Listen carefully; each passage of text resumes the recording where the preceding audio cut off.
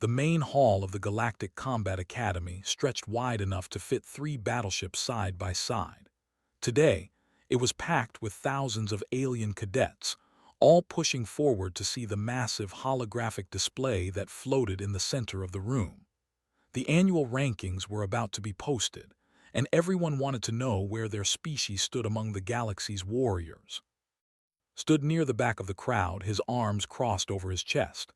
He was small compared to most beings here. His skin had no natural armor, no scales, no thick hide, just soft flesh that bruised easily. Next to him, Park bounced on her heels, trying to see over the sea of alien heads, fins, and antennae. "Can you see anything?" asked. "Not yet," replied calmly. A deep gong echoed through the hall. The crowd fell silent. The holographic display flickered to life, showing a list that started from the bottom and scrolled upward. Species names appeared in glowing letters, each one accompanied by a symbol and a numerical rank. The swarms appeared at rank 73. They were decent fighters but lacked coordination. The crowd murmured. Higher up, the dreadnoughts claimed rank 35, respectable. The warlords, legendary across 12 sectors, held the second position. That made sense. They had been warriors for 10,000 years. Then the list reached number 1. The word humanity blazed in bright blue letters at the very top. For 3 full seconds, nobody made a sound. Then someone started laughing. It was a warrior who stood nearly 3 meters tall. His 4 arms were thick with muscle, and his exoskeleton gleamed under the lights. He pointed at the display with one hand while slapping his knee with another. "Humanity," he roared with laughter. "The soft skins at number 1. Other aliens joined in. The laughter spread through the hall like fire. Felt hundreds of eyes turning toward him, and they were the only humans in sight. The only 2 humans most of these cadets had ever seen. A warrior, her scales dark purple with age, shook her head. "This must be an error, a clerical mistake." "Look at them," gestured toward, "and they have no claws, no natural weapons, no armor plating. Their bones break easily. They are slow compared to most of us. How could they possibly rank above us?" His jaw tightened, placed a hand on her shoulder and shook his head slightly. "Not yet." "I demand an explanation," shouted toward the instructor's platform. "This is an insult to every true warrior here." Instructor or stepped forward. He was, like many of the senior staff, and his body bore the scars of 100 battles. His scales had dulled from bright green to a weathered gray. When he spoke, his voice cut through the noise. "The rankings are calculated by the Academy's central AI. It analyzes combat data from every known species. Physical capabilities, tactical thinking, historical records, psychological profiles, and survival rates in extreme conditions. The AI does not make mistakes." "Then the AI is broken," insisted. The crowd cheered in agreement. Or's eyes narrowed. "You may request a demonstration if you doubt the ranking." Turned toward, his 4 arms spreading wide. "Yes, a demonstration. Human, I challenge you to a match in the training arena. Tomorrow, we will see if you deserve that ranking." The crowd erupted in excited chatter. A real challenge, not just a training exercise. This would prove whether the rankings were real or ridiculous. Looked at for a long moment. The warrior was enormous, trained since birth for combat and clearly confident. Everything about his posture screamed superiority.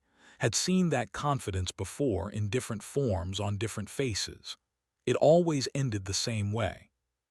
"Okay," said simply, "tomorrow works." The crowd grew louder. Some aliens laughed harder. Others looked excited. A few looked nervous, though they did not know why. Grinned, showing rows of sharp teeth. "Excellent. I will be gentle, human. I would not want to break you before you have a chance to prove yourself." "Sure," replied. "You should probably get a good rest tonight. You will need it." The statement was so calm, so matter-of-fact, that it took a moment to realize he had been insulted. His grin faded. "What did you say?" "Just advice," said. He turned and started walking toward the exit, followed, fighting to keep a smile off her face. Behind them, the crowd buzzed with anticipation. Tomorrow's match was all anyone would talk about. The soft-skinned human versus the mighty warrior. It would be a slaughter, entertainment at least. As they walked through the corridor, finally let herself grin. "You really going to fight him?" "He challenged me," said. "Would be rude not to." "He is twice your size." "3 times probably." "4 arms to your 2. I noticed. Natural armor and bone density that could stop a plasma bolt. Also noticed. Laughed. So what is the plan?" Shrugged. "Do not get hit, make him tired, win." "That is a terrible plan." "It has worked before." They reached their quarters, a small shared space in the human wing of the academy. There were only 20 humans in total at the school, scattered across different training groups. Most species sent hundreds of cadets. Earth had sent 20. It was all they could afford after joining the galactic community so recently. Inside, pulled up a data file on the species. "Okay, let me see what we are working with. Warriors have bone density 4 times that of humans. Muscle fiber composition allows for burst strength that exceeds most species. 4 arms give them massive advantages in grappling. Their reaction time is 0.02 seconds faster than human average." "What about endurance?" asked. Scrolled down. "Endurance is moderate. They are built for short, explosive combat. There has high gravity but low oxygen. They tire quickly in extended activity." "There it is," said.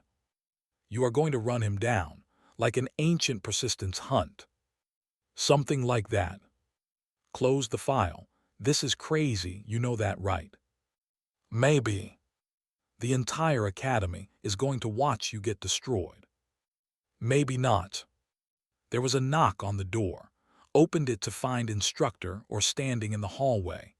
The old looked at him with an expression that was hard to read. "May I come in?" or asked. Stepped aside. The instructor entered, his scales scraping softly against the doorframe. He looked around the sparse quarters, then back at. "You accepted that challenge very quickly," or said. "He asked," replied. "Is not a typical cadet. He has been training since he could walk. His family are legendary warriors among the. He will not hold back simply because this is a demonstration." "Good," said. "Neither will I." Or studied him carefully. "I have read your file, all of your files, every human who came to this academy. And I understand now why the AI ranked your species the way it did." The instructor moved toward the door, then paused. "The others do not know. They see soft skin and small frames and assume weakness. They will learn tomorrow. But I wonder, human, if they are ready for that lesson." "They asked for it," said from her bunk. "Yes," or agreed. "They did." He looked at one more time. "Do not kill him, even accidentally. Is arrogant, but he is still a student." "I will be careful," promised. After the instructor left, sat up. "He knows something." "He is old," said. "Old warriors recognize other warriors, no matter what shape they come in." "Are you nervous?" Consider the question. "No, are you?" "A little for." They both smiled at that. Outside their window, the academy's artificial night cycle had begun. Stars stretched endlessly in every direction. Somewhere among those stars was Earth, the little death world where humans had learned to survive, where they had learned to hunt, to fight, to outlast everything that tried to kill them. Tomorrow, the galaxy would get its first real look at what that meant. Laid down on his bunk and closed his eyes. He did not dream of winning. He dreamed of home, of running through forests, of chasing prey until it could run no more. Old dreams, ancient instincts. They had kept his species alive for hundreds of thousands of years. They would be enough for one warrior. The academy slept around them, but the anticipation hummed through every corridor like electricity. Tomorrow, everything would change. The combat arena was built to withstand the full force of any species in the galaxy. Its walls were reinforced titanium alloy, strong enough to contain explosions. The floor could shift and change, creating any environment the instructors desired. Today, it had been set to hostile frontier, a simulation of rough terrain with variable gravity and scattered obstacles.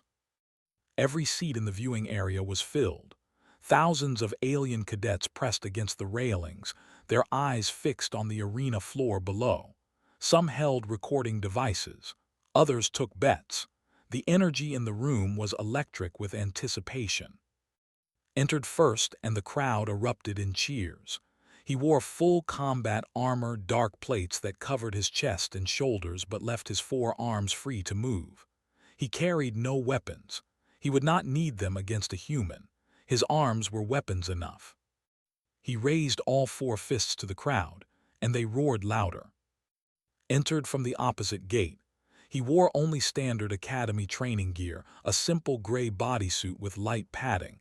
No armor, no weapons, nothing extra. The crowd's cheers turned to laughter and jeers. "Is he serious?" someone shouted. "He looks even smaller down there. This will be over in seconds." Watch from the cadet section, her arms crossed. Next to her, a cadet named is leaned over. "Your friend is brave to face, foolish but brave." "We will see," said quietly. In the center of the arena, instructor or stood between the two fighters. His voice boomed through the speakers. "This is a demonstration match. Victory is achieved by submission, incapacitation, or clear dominance. Lethal force is prohibited. Do you both understand?" "Yes," said, not taking his eyes off. "Yes," replied. "Then begin." Or step back, charged immediately. His forearms pumped as he crossed the distance in massive strides. The ground shook with each footfall. He was fast, much faster than something his size should be. Moved to the side. Not quickly, just enough. His first strike missed by half a meter. The warrior pivoted, using his lower arms to grab while his upper arms struck. It was a classic combination, practiced 10,000 times. Ducked under the grab and stepped back. His fist hit empty air. The crowd laughed. "Run, little human, run." Attacked again and again. His combinations were textbook perfect. High-low strikes. Feints followed by real attacks. Grappling attempts mixed with powerful blows. He was using everything he had been taught since childhood. Avoided each one. His movements were small and efficient. He did not waste energy on dramatic dodges or unnecessary steps. He simply was not where the attacks landed. 5 minutes passed, then 10. His breathing grew heavier. The crowd's laughter began to fade, replaced by confused murmurs. "Why is he not fighting back?" is asked. "He is," said. "You are just not seeing it yet." 20 minutes into the match was sweating. His attacks were still powerful but slightly slower. Meanwhile, looked the same as when he started. His breathing was steady. His movements remained calm and measured. "What is wrong with the?" someone in the crowd asked. "He should have won by now," another replied. 30 minutes. Strikes were noticeably slower. His footwork was getting sloppy. Frustration showed in his movements. He was trying to end this quickly, putting more power into each attack, burning through his energy reserves faster. Still had not thrown a single strike. He just moved, always just out of reach, his eyes tracking every motion made. At 45 minutes, stopped and bent over, gasping for air. His forearms trembled. "Why will you not fight?" he demanded between breaths. "I am fighting," replied. He was not even breathing hard. Roared in frustration and charged again. This time, his attacks were wild and uncoordinated. Desperation replaced technique. Could see every strike coming before it started. The patterns were clear now. After watching for nearly an hour, he knew exactly how moved, how he thought, how he would react. At the 1 hour mark, was exhausted. His arms hung heavy. His legs wobbled. The mighty warrior who had entered so confidently now struggled to stand upright. finally moved forward. The crowd, which had grown nearly silent, suddenly focused intensely. Tried to defend, but his tired arms moved like they were underwater, stepped inside his guard easily. His hand struck once at a nerve cluster near his upper right shoulder. The arm went limp, useless. A second strike disabled the upper left arm. A third and fourth took out the lower arms. Stood there, all four arms hanging at his sides, unable to move them. He swayed on his feet. Then his legs gave out and he dropped to his knees. Stood over him, barely winded. "Do you submit?" asked quietly. Looked up at him. For the first time there was no arrogance in his eyes, only shock and something that might have been respect. "I submit," he said hoarsely. The arena was absolutely silent. Thousands of aliens stared in disbelief at what they had just witnessed. Instructor or stepped forward, "Victory to of Earth." The silence continued for another moment. Then slowly, some in the crowd began to applaud. It started small but grew, not because they were happy about the outcome, but because they could not deny what they had seen. Medical staff rushed onto the arena floor to check, helped them lift the warrior onto a medical sled. "You fought well," told him. "Rest for a few days. Your arms will recover." "How?" asked weakly. "How did you do that?" "Humans evolved to hunt," said simply. "We chased prey for hours, sometimes days, until it could not run anymore. We learned to read movement patterns, to predict behavior, to outlast anything. It is just what we do." As the medical team took away, walked toward the exit gate. The crowd parted silently to let him through. Their laughter had died completely. In the cadet section, stood up and stretched, stared at her. "That was, I have never seen anything like that." "That is because you have never fought a human before," said. "But he barely attacked, he just waited." "Exactly. He waited until he understood everything about how fights. Then he ended it in 4 strikes, smiled. Humans are really good at patterns. We see them everywhere. In nature, in behavior, in combat. Give us enough time to watch and we will figure you out." His scales rippled, a sign of unease in physiology. "That is disturbing." "Is it?" asked. "Or is it just effective?" She left to find. Behind her, the crowd was already arguing about what they had witnessed. Some claimed it was a fluke. Others said had been sick or tired before the match started. A few, the wiser ones, said nothing at all. They just watched the recording again, paying close attention this time.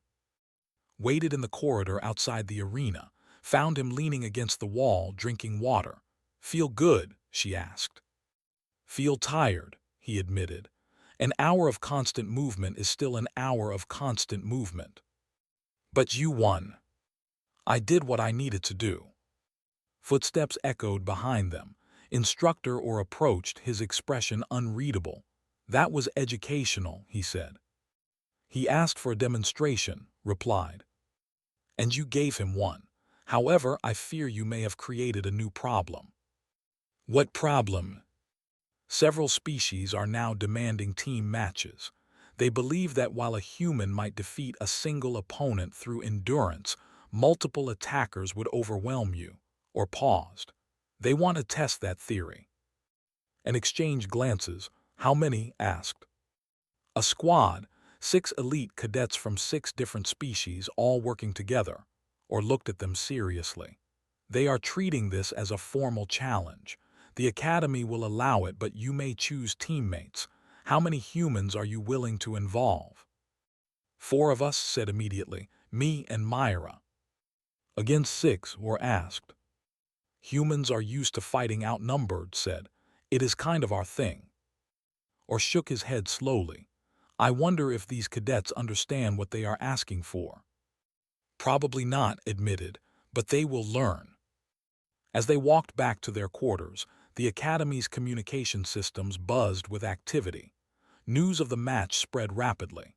In distant sectors, other species heard that a human had defeated a warrior through endurance and tactical patience. Some dismissed it as exaggeration. Others began to wonder if the ranking was not a mistake after all. In the medical bay, lay on a recovery bed, feeling returning slowly to his arms. A younger cadet stood by his bed. "What happened out there?" the young one asked. Stared at the ceiling. "I fought a human, and I learned something." "What?" "That being the strongest does not always mean being the best." He closed his eyes. "They are patient. They watch and learn and adapt, and they never ever stop. Even when you think you have won, they are still studying you, waiting for the moment to strike." The young cadet looked uncertain. "Are you saying they are better than us?" "I am saying," replied slowly, "that I understand now why they are ranked number one, and I think the rest of the academy is about to learn the same lesson." The challenge came exactly 3 days after his victory. 6 elite cadets from 6 different species stood before the Academy's Combat Review Board, formally requesting a team exercise against the humans. The rules were simple: urban warfare simulation, full tactical gear allowed, victory by complete elimination or surrender. The board approved it. They always did. Competition drove improvement, and improvement was the Academy's purpose.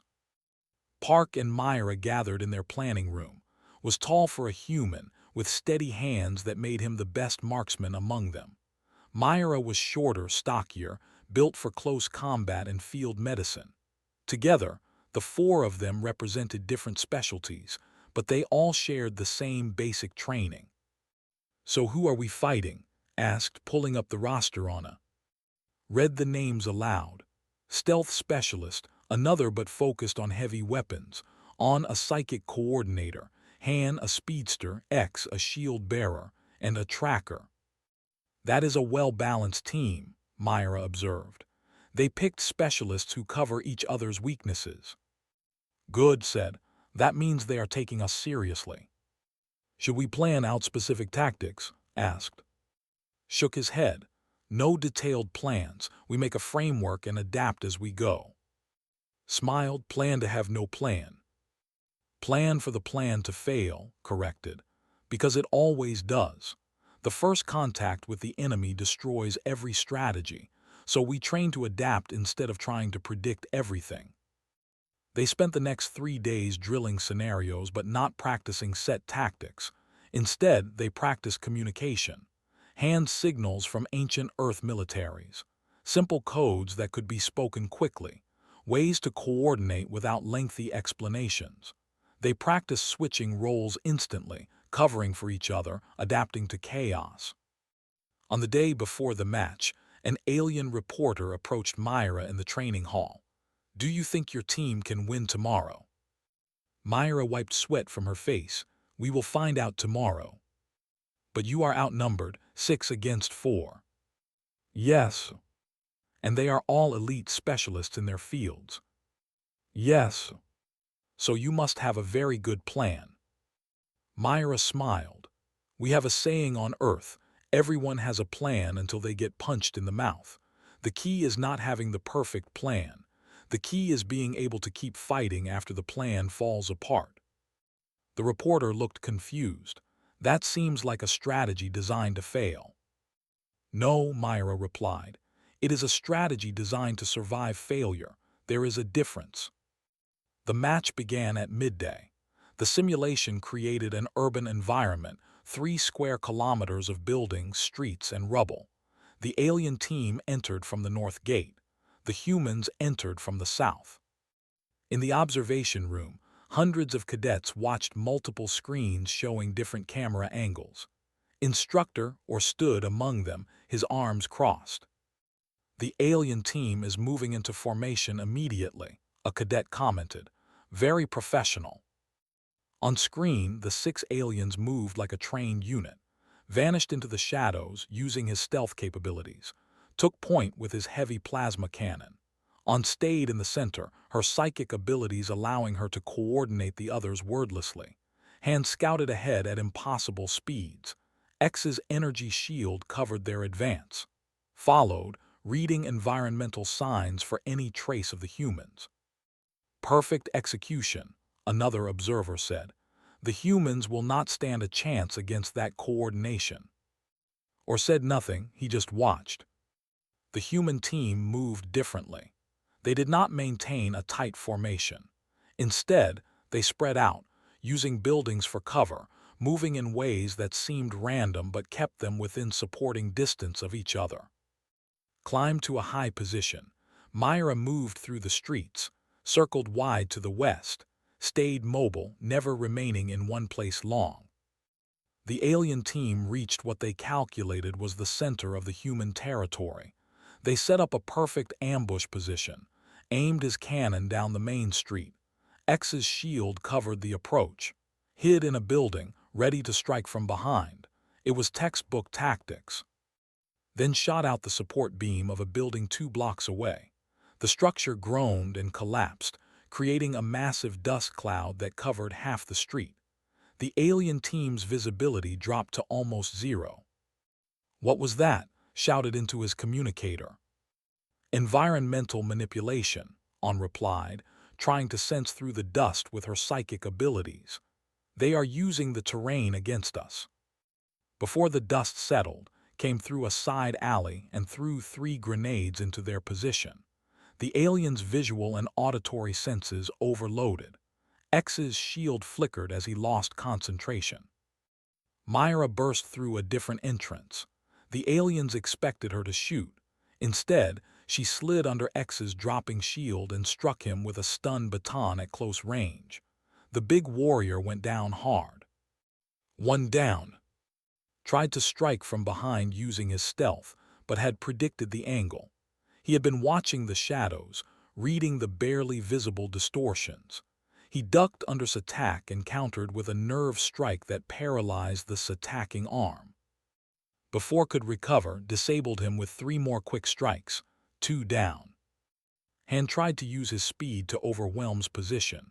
He was fast but had been watching his movement pattern for the past 5 minutes. The always went left first, then right, then center. Always the same sequence.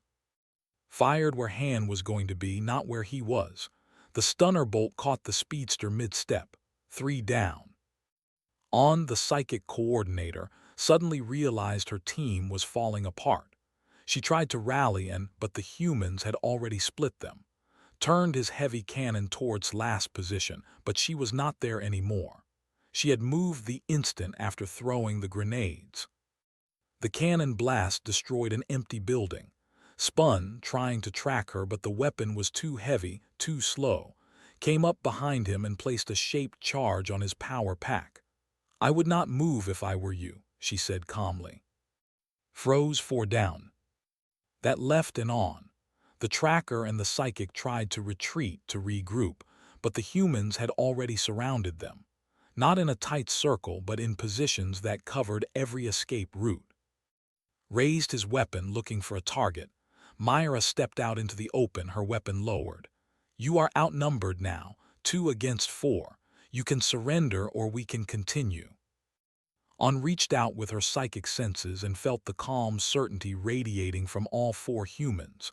No anger, no fear, just absolute confidence that they had already won. It was not arrogance. It was the quiet certainty of predators who had cornered their prey. "We surrender," On said quietly. The simulation ended. The lights came on. The buildings dissolved back into the featureless arena floor. In the observation room, absolute silence reigned. The alien cadets stared at the screens in shock. The match had lasted only 12 minutes. The humans had won decisively, and they had done it while outnumbered. "How?" is whispered. "Their plan should not have worked." "That is because they did not have a plan," Or said quietly. "Not the kind you are thinking of. They had a framework and filled in the details as they went. When the alien team executed their perfect strategy, the humans simply did not do what they were expected to do.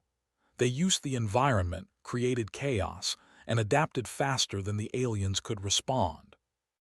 "But that is not proper tactics," another cadet protested. "That is just chaos." "Controlled chaos," Or corrected. "And it is very effective when your opponent is rigid in their thinking. The alien team executed perfectly, but they executed a plan that assumed the humans would act predictably. Humans never do. On the arena floor, the humans were helping the defeated aliens to their feet. Myra checked each one for injuries, even though they were technically enemies moments before. This confused several of the aliens.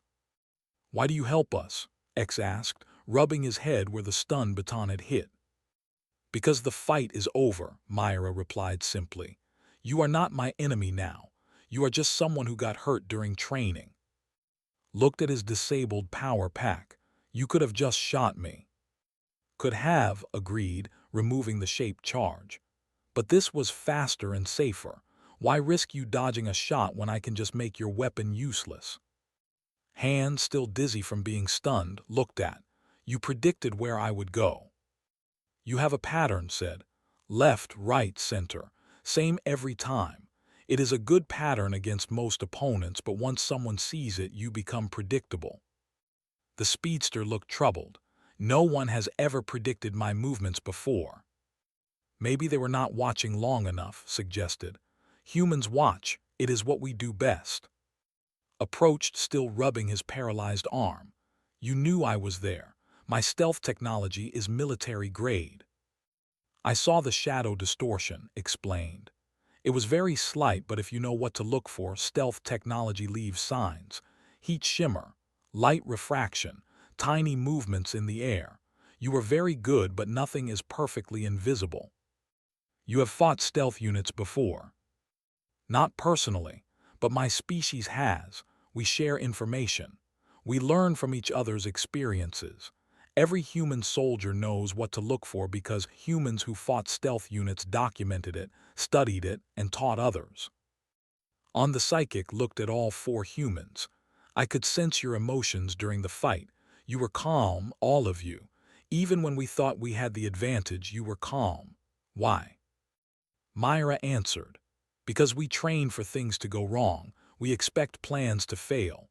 When your ambush did not work, you had to adjust quickly and were off balance. When our approach did not work perfectly, we just moved to the next option. We are used to things going wrong." "That is a very strange way to fight," On said. "Is it?" asked.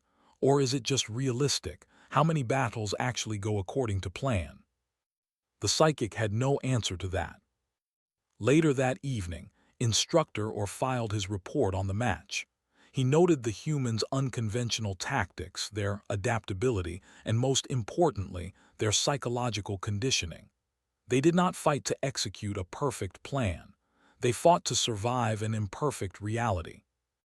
At the bottom of his report, he added a personal note. Recommendation: Academy Command should review humanity's complete military history. The rankings were not an error. If anything, they may be conservative. In their quarters, the four human cadets rested, checked their equipment. Myra ran diagnostics on their stun weapons, reviewed footage of the match, noting things they could improve. Sat quietly thinking. The matches would continue, more challenges would come. Other species would want to test the humans to prove the rankings wrong. That was fine. Humans had been proving themselves for thousands of years. A few more demonstrations would not hurt, and maybe, eventually, the other species would understand what the ranking really meant. Not that humans were superior, but that they were survivors, and survivors learn to adapt, to endure, to overcome.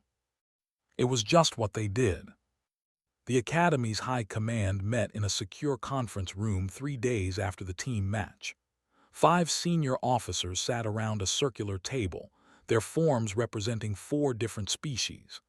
At the head sat Commander Hose, an ancient whose crystalline body pulsed with soft light as he thought.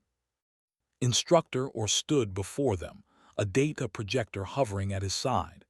"You asked for a briefing on humanity's combat capabilities. I have prepared a summary of their military history." "Get on with it," growled General a officer whose armor bore the marks of countless battles. "I want to know how these soft creatures convinced our AI they belong at rank 1. Activated the projector. A holographic display filled the center of the table. Humanity's recorded history spans approximately 12,000 years. In that time, they have been engaged in active warfare for 92% of it. Silence fell over the room. "That cannot be correct," said Admiral Al, a fleet commander. "No species fights that constantly. There would be no time for development, for culture, for civilization." Yet humans managed all three, or replied.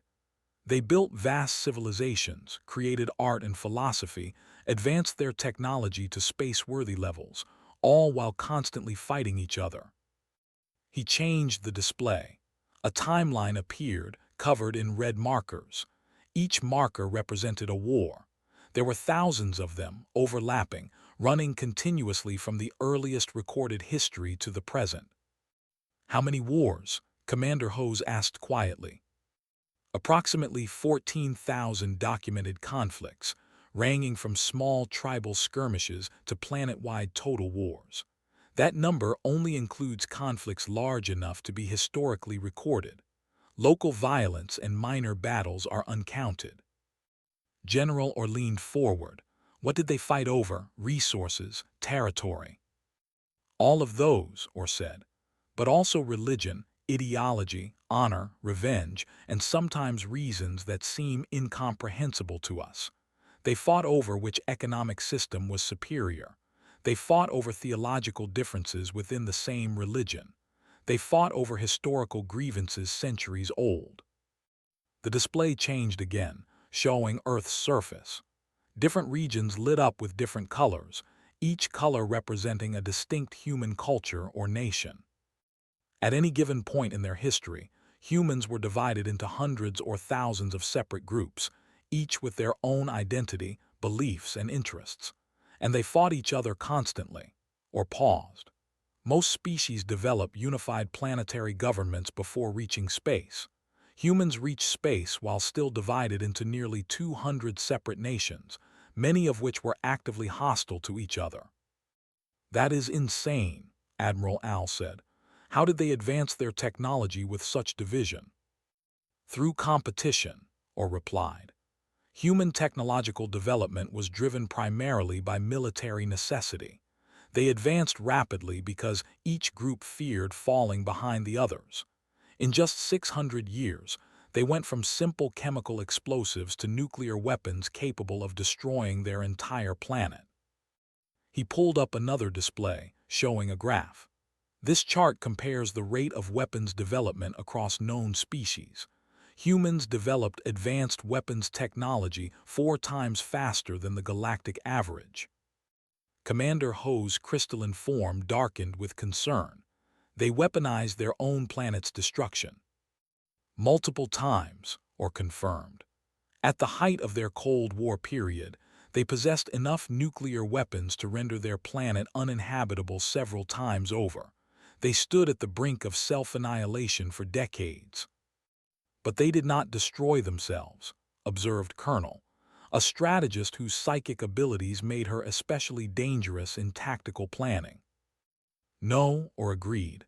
"They pulled back from the edge, but the fact that they reached it at all speaks to their capacity for violence." He changed the display once more. This time it showed casualty figures. The numbers were staggering. In a single conflict, what they call their Second World War, over 100 million humans mobilized for battle. 70 to 85 million died in just 6 years. Most species in this room have never fielded armies exceeding 1 million. Humans lost more soldiers in single battles than most species have in total populations. The silence in the room was heavy now. Even General Orr, who had seemed dismissive before, sat very still. "They developed a doctrine called total war," Orr continued. "Every aspect of their society was mobilized for conflict. Civilians manufactured weapons. Cities became targets. The line between warrior and non-combatant blurred. Entire populations participated in the war effort." "That is barbaric," Admiral Al said, but her voice lacked conviction. "Perhaps," Orr said, "but it is also effective. When humans commit to war, they commit completely. There are no half measures. They either avoid conflict entirely or wage it with absolute intensity. He pulled up images of different human soldiers throughout history, warriors in ancient armor, medieval knights, modern soldiers in tactical gear. Humans have fought in every environment their planet offers. Arctic wastelands where temperatures drop low enough to freeze most species solid. Deserts where the heat would kill unprotected individuals in hours. Jungles so dense that visibility drops to a few meters. They fought underwater, underground. In urban environments so devastated they resembled the surface of dead moons, and eventually in space itself. "Show us their modern capabilities," Commander Hose ordered. Or nodded. A new set of data appeared. Current human military doctrine emphasizes adaptability, combined arms tactics, and what they call asymmetric warfare. They train their soldiers to operate independently when necessary, to make decisions without command authority, and to improvise solutions to unexpected problems. He showed footage from human military training exercises. Soldiers operating in hostile environments, adapting to changing situations, working together with minimal communication. Every human soldier receives comprehensive training in multiple weapon systems, hand-to-hand combat, survival skills, first aid, and tactical decision-making. They do not specialize as narrowly as most galactic militaries. A human medic is also a competent infantry fighter. A human pilot can perform ground combat if necessary. They believe in flexibility over specialization. "That seems inefficient," Colonel observed. "In terms of pure skill optimization, perhaps," or agreed. "But it means that humans are never helpless when removed from their specialty. A heavy weapons specialist without his weapon is vulnerable. A human heavy weapons specialist without his weapon is still a trained soldier." General or shifted uncomfortably. The display changed to show human psychological profiles. Perhaps most significantly, humans possess unusual psychological traits that make them dangerous combatants. They have high pain tolerance. They can continue fighting through injuries that would incapacitate most species. They possess strong pack bonding, which means they will risk death to protect their unit members. And they have a documented tendency to become more effective fighters when experiencing stress hormones rather than less effective. "Explain that last point," Commander Hose said. "Most species become impaired under extreme stress. Fear, pain, and danger reduce combat effectiveness. Humans have a biochemical response they call an adrenaline rush. Under extreme stress, their bodies flood with hormones that increase strength, speed reaction time, dull pain, and sharpen focus. They literally become more dangerous when they are most threatened." Admiral Al shook her head slowly. "They evolve to become deadlier when dying." "In essence, yes," or confirmed. "They are pursuit predators who evolved on a death world. Everything about their biology and psychology is optimized for persistence, adaptation, and survival through violence when necessary." He closed the presentation. The AI did not make an error. Humans rank #1 because they possess the optimal combination of physical endurance, psychological conditioning to warfare, rapid adaptation, and most importantly, thousands of years of continuous combat experience. They are not the strongest species. They are not the fastest or the most heavily armored, but they are the most comprehensively dangerous. The room remained silent for a long moment. Finally, Commander Hose spoke. "What do you recommend?" "Transparency," Or said immediately. "The cadets are confused and some are angry about the rankings. I recommend we hold a full Academy assembly and present this information openly. Let them understand why humans rank where they do." "That could cause fear," Admiral Al warned. "It could," Or agreed. "But I think it will cause respect. The humans at this academy have been nothing but professional. They do not seek conflict. In fact, Cadet expressed to me that humans are tired of fighting each other and hope to redirect their abilities toward protecting others. I believe transparency will help other species understand that humans are dangerous, yes, but they are not enemies." Commander Hose considered this. His crystalline body pulsed thoughtfully. Very well, schedule the assembly, but add one condition. Sorry. Invite Warlord X as an observer. Or's eyes widened slightly. The Grand Marshal, why? Because he is already on his way, Commander Hose said heavily. He received news of his nephew's defeat and the subsequent team battle. He is demanding an honor duel with humanity's best warrior. General or straightened.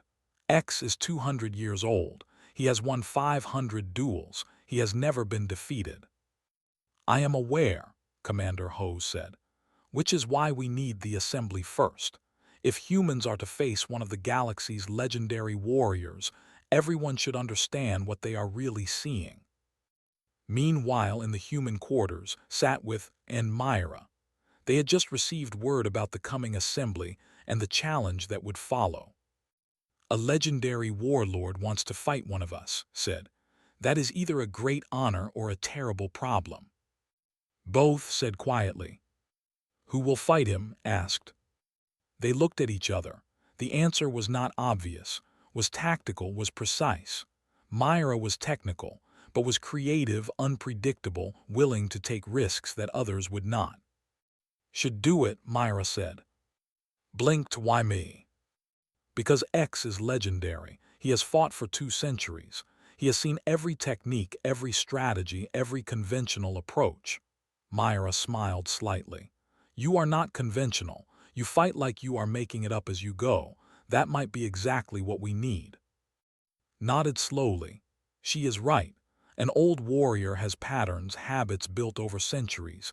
He will expect traditional combat. You do not fight traditionally. I do not know if that is a compliment, said. It is, assured her. You are a wild card, use that. Looked at her friends, then nodded. Okay, I will fight him, but if I lose, you all owe me dinner. If you lose, said seriously, we will all be too busy analyzing what went wrong to worry about dinner. They laughed, but underneath the humor was steel. Another challenge was coming. Another chance to prove that humanity's ranking was earned. And this time, the entire galaxy would be watching. The Grand Assembly Hall could hold 10,000 beings comfortably. Today, it held 15,000, with more watching through live feeds from across the galaxy. Every cadet in the academy was present, along with representatives from dozens of species, military observers, and media correspondents. The air hummed with anticipation and tension. Commander Hose stood at the central podium, his crystalline form reflecting light in complex patterns. We gather today to address questions about our recent combat rankings. Many have expressed confusion, even anger, at humanity's placement. We will now present the facts that led to this decision. For the next hour, instructor or presented humanity's military history. The crowd watched in growing silence as the true scope of human warfare was revealed. Thousands of years of continuous conflict, weapons development driven by competition, wars fought for ideologies as much as resources, the capacity for total war, the psychological conditioning that made humans more dangerous when threatened. As the presentation concluded, whispers filled the hall. The mood had shifted from skepticism to something more complex, understanding mixed with concern, respect mixed with unease. Then Warlord X entered. He was massive, even by standards. His 4 arms were from 1,000 battles. His armor was simple but clearly ancient, bearing marks from weapons that no longer existed. His eyes swept the assembly with the calm confidence of someone who had never lost. He walked to the center of the floor and looked up at Commander Hose. I have heard your presentation. It is informative, but information is not the same as proof. I challenge humanity to send forth their greatest warrior. We will settle this question in the traditional way. Commander Hose nodded slowly. The challenge is acknowledged, the terms. Honor duel, ancient rules, any weapon, any style. Combat continues until first blood or submission. No simulation safeties. Real weapons, real risk. X's voice carried clearly through the hall. I will show the galaxy that experience and skill matter more than historical statistics. Humanity may choose their champion, Commander Ho said, looking toward the human section. Stood up. She was smaller than most beings in the room, especially compared to X. She walked down the steps calmly, her face composed. When she reached the floor, she looked up at the warlord. I accept your challenge, she said simply. X studied her. You are young, I have fought for 2 centuries. Are you certain? Yes. You may choose any weapon from the Academy's armory. Considered this. In the human section, leaned forward slightly. He knew that look. She was already planning. I will use a combat knife and a collapsible staff, said. Standard Academy issue. Murmurs rippled through the crowd. Simple weapons against a legendary warrior seemed foolish. X raised an eyebrow but nodded. As you wish. I will use my war blade. He gestured to the massive weapon strapped to his back. It has ended 500 duels. Then this will be an interesting 501st, replied. The crowd moved to the observation areas surrounding the combat floor. Unlike the previous matches, there would be no simulation, no safety protocols. This was real combat under ancient treaty rules. Medical teams stood ready at the edges, but once the duel began, they could not intervene until it was finished. Collected her weapons from the armory. The combat knife was simple, 30 centimeters of folded steel.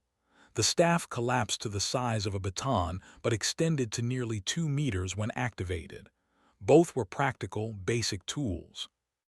Instructor or found her before she entered the arena. Are you ready? As much as I can be, replied. X is not like or the team you fought. He has forgotten more about combat than most beings will ever learn. His experience is overwhelming. I know. Then why do you seem calm? Smiled slightly. Because experience can become a prison. When you have done something the same way for 200 years, you stop seeing other possibilities. I have been fighting for less than 10 years. Everything is still new to me. That might be an advantage. Or looked at her thoughtfully. You know, I think I am beginning to understand how humans think. You see uncertainty as an opportunity rather than a threat. We have to, said. Life is uncertain. Fighting against that fact is pointless. Better to use it. She walked onto the combat floor. The crowd fell silent. X stood in the center, his war blade resting easily in his primary right hand. The weapon was nearly as long as was tall, its edge worn smooth from centuries of use. Commander Ho's voice rang out. This is an honor duel under ancient treaty. Combat continues until first blood or submission. Medical intervention is permitted only after conclusion. Do both parties understand and accept these terms? I do, X said. I do, confirmed. Then begin. X moved first, but not with the aggressive rush had used. He advanced steadily, professionally, his blade held in a guard position that protected his center mass. His other 3 arms remained ready but passive, not committing to any attack pattern. Circled, her staff extended, keeping distance between them. She watched his footwork, his weight distribution, the tiny shifts that preceded movement. X was smooth, economical, wasting no energy. 200 years of experience showed in every motion. He attacked with a horizontal slash, using his blade to create a wide killing arc. Ducked under it and thrust her staff toward his knee. X blocked with his lower left arm, barely needing to move. His counterstrike came immediately, forcing to roll away. They separated and circled again. The crowd watched in tense silence. He is testing her, said quietly in the observation area. Can she win? Asked. I do not know, but she will not make it easy for him. On the floor, X attacked again, this time a combination that used all 4 arms. High slash, low grab, middle thrust with a secondary blade, shield block with the 4th arm. It was a perfect sequence, practiced 10,000 times until it was instinctive. Did something unexpected. Instead of retreating or blocking, she moved toward him, inside his reach, where his long blade was less effective. She struck at nerve clusters in rapid succession, forcing him to shift his weight. Then she was out again before he could grab her. X smiled. "Clever, you fight like water flowing around obstacles." "Thank you," replied, breathing harder now. That exchange had cost her energy, but it had given her information. His nerve clusters were positioned similarly to humans. His reaction time was faster than but not impossibly so. And he favored his primary right side by a tiny margin. They engaged again. This time varied her rhythm, attacking in irregular patterns. Fast, slow, fast, pause, fast. She was deliberately unpredictable, making it harder for X to anticipate her moves. But X was adapting too. His centuries of experience let him read combat flow even when the patterns were irregular. He began to predict not through pattern recognition, but through pure understanding of movement physics and body mechanics. His blade caught Staff and nearly wrenched it from her hands. His lower right arm grabbed her shoulder. For a moment, she was caught. X's blade rose for a strike that would end the duel. Did something that made several humans in the audience wince. She dropped her weapons entirely and used both hands to strike at X's elbow joint with all her strength. The sudden pain made him loosen his grip for just a moment. She twisted free, rolled, and came up with her knife drawn. X's blade cut across her side as she escaped, not deep enough to be serious but enough to draw blood. The crowd gasped. First blood had been drawn. But the duel was not over. X had struck her, yes, but his own arm was injured from her counterstrike. His primary weapon arm trembled slightly. "You hit a nerve cluster," X said, surprised. "I did not expect you to sacrifice defense for a counterstrike." "Humans call it a calculated risk," replied, holding her bleeding side with one hand and her knife with the other. "Sometimes the best defense is a good offense." She did not wait for him to recover. She attacked again, more aggressively now. Pain sharpened her focus, adrenaline making her faster. X defended with 3 arms now, his primary arm still partially compromised. They moved across the floor in a deadly dance, blade against knife, experience against improvisation. Then made her final move. She feinted high, drawing his defense upward, then dropped low and swept his legs. X was too experienced to fall completely, but he went to one knee. In that instant, with his balance compromised, moved inside his guard and placed her knife edge against his secondary arm. One precise cut, shallow just enough to break skin, first blood. They both had drawn blood now. The question was whose blood had been drawn first. In the silence, everyone looked to the combat sensors. The readings appeared on the main display. Wound at 0,00432. X's wound at 0,00437. The difference was half a second. X looked at the readings, then he began to laugh. It was a deep, genuine sound that echoed through the hall. "I struck you first," he said, "but you struck me before the first blood rule could be invoked. Technically, I won by the ancient rules, but practically," he laughed again. "You made me feel like a student again. I have not been surprised in a fight in 50 years. Step back, releasing her knife. "You are incredible. I have never fought anyone with your skill." "And I have never fought anyone with your creativity," X replied. "Tell me, young human, where did you learn to sacrifice defense for offense like that?" "I did not learn it," admitted. "I just did what seemed right in the moment." "You improvised a counter technique during a duel with one of the galaxy's most experienced warriors." X shook his head in wonder. "Your species truly does adapt on the fly.